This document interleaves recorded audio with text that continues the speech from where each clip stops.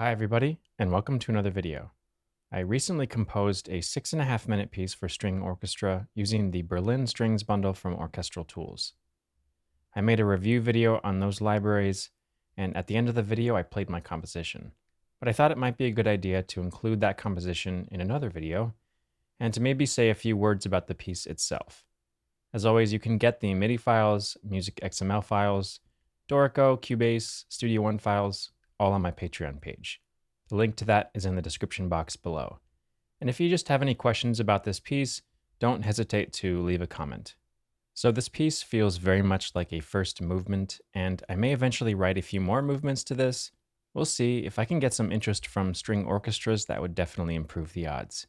As I mentioned in my Berlin Strings bundle review video, I wanted to compose a piece using all of those libraries, so that meant finding a way to incorporate not just the regular bowed strings, but also muted strings, solo strings, and special effects strings, which was probably the most challenging one.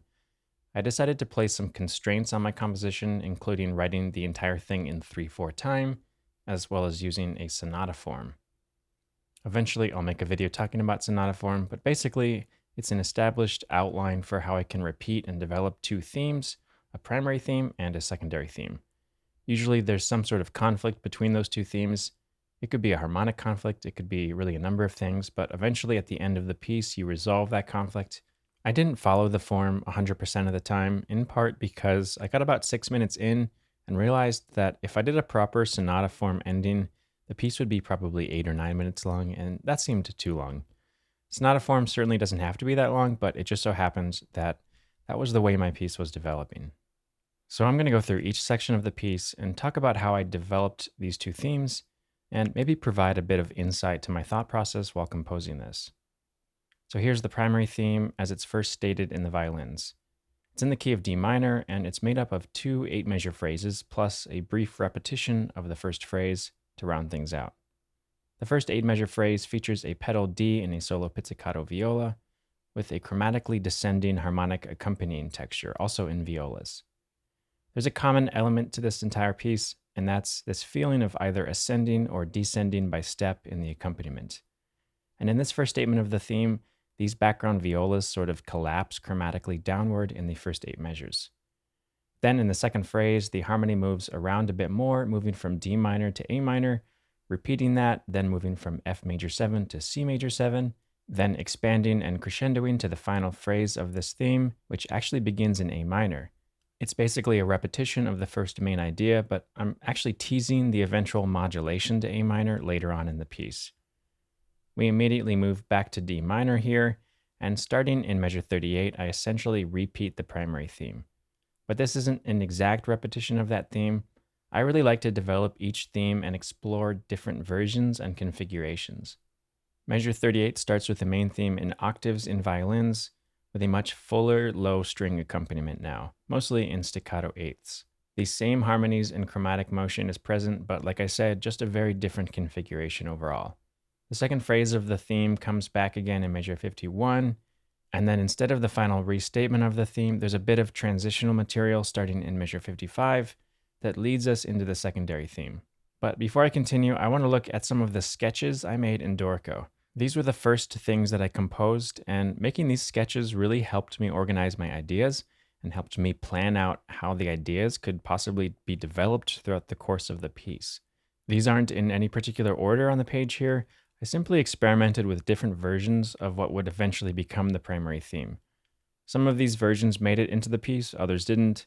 It's a good idea to sketch out as many things as possible, knowing that you may only use some of them. I'll play through a few of these, and you might be able to recognize where some of these appear in the score.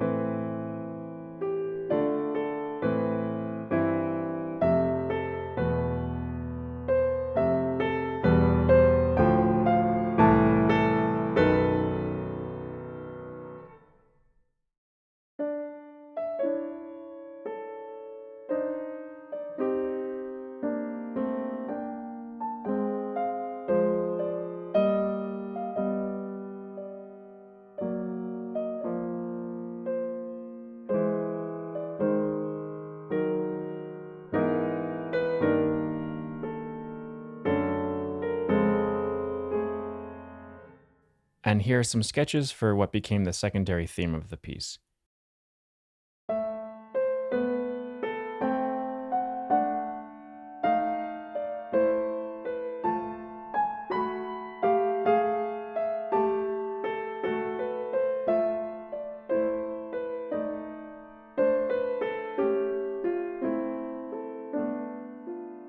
Notice that similarity in chromatic ascending and descending motion in the accompaniment. That's really what binds these two themes together.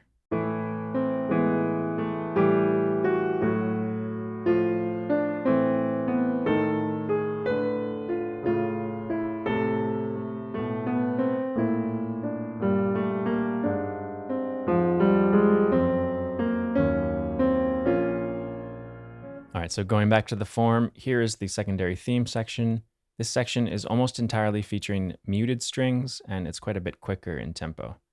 After a brief introduction that stands on the dominant of the new key area, A minor, we get the secondary theme in measure 79 in violas, with staccato accompaniments in the rest of the section. The secondary theme section is much shorter overall, and by measure 97, we've moved into a closing section, which brings the exposition to an end and transitions us back into D minor.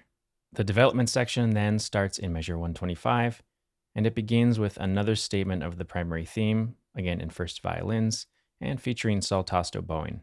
In this first part of the development, I start to explore how the primary theme sounds over more complex chords, including augmented chords, and there's quite a bit of fragmentation and sequencing happening here.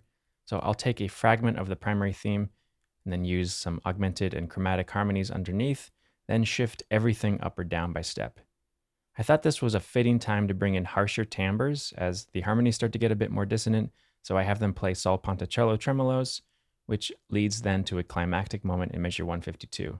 This is followed by a brief restatement of the primary theme, now shifted up into a much higher register, which gives it a nice timbral change. Then in measure 159, I split up each section into divises with non-vibrato long tones, and I use a fragment of the secondary theme now, cascading downward through each section, with each section landing on a dissonant sonority, so tritones, minor seconds, which altogether leads into this cluster in measure 167. From there, I use some of the special effects patches in the sample library, specifically some clusters and glissandi clusters, to crescendo to a big downbeat in measure 172. We're still in the development section here, but we're kind of transitioning to the second half of the development. Here I bring in some coleños, and then I transition to a less harsh texture with just regular pizzicatos. In measure 178, I wanted to feature the cello section on the melody, so I give them the primary theme, playing espressivo, but still there's this feeling of unease as the rest of the string orchestra feels very static playing these pizzicato backgrounds. And by the way, we're now in the key of A flat, which really isn't related to the primary key area, so that's another way that I'm creating some tension. This all leads us to a climactic statement of the primary theme, still in A flat, this time molto espressivo first violins, with a almost waltz-like texture in accented staccato low strings. Eventually, this morphs into the secondary theme in first and second violins in octaves, and the waltz-like accompaniment grows stronger, leading to a big climactic moment where the tempo slows down and everyone has these intense tremolos. So at this point in the form, I'm ending the development section, and so the next section should be the recapitulation section, where I would basically repeat the exposition but resolve any of the conflicts presented throughout the piece. That's a bit of a simplification of sonata form, but regardless, this would probably take several minutes to fully accomplish, and I kind of wanted to wrap this movement up. So instead of a complete recapitulation, I simply add a closing section that restates the primary theme in a much more stable setting. Measure 234 starts this closing section, and I'm actually sort of mirroring the start of this from all the way back in measure 1 of the piece. After a brief introduction to this new harmonic tremolo texture, the main theme appears in the low strings, now back in D minor. The second phrase of the theme appears in measure 264, and from here on out, I was trying to write somewhat emotionally charged lyrical textures that grow and grow to this final climactic moment in the last 4 or 5 measures of the piece. The entire ending features this ascending texture that was sort of hinted at throughout the entire movement, and of course I end with this big D minor chord. So the sonata form is definitely missing a true recapitulation, where I would have brought back the secondary theme probably in D minor. But to be honest, I think I exhausted the secondary theme material in this piece, and I'm pretty happy with the ending.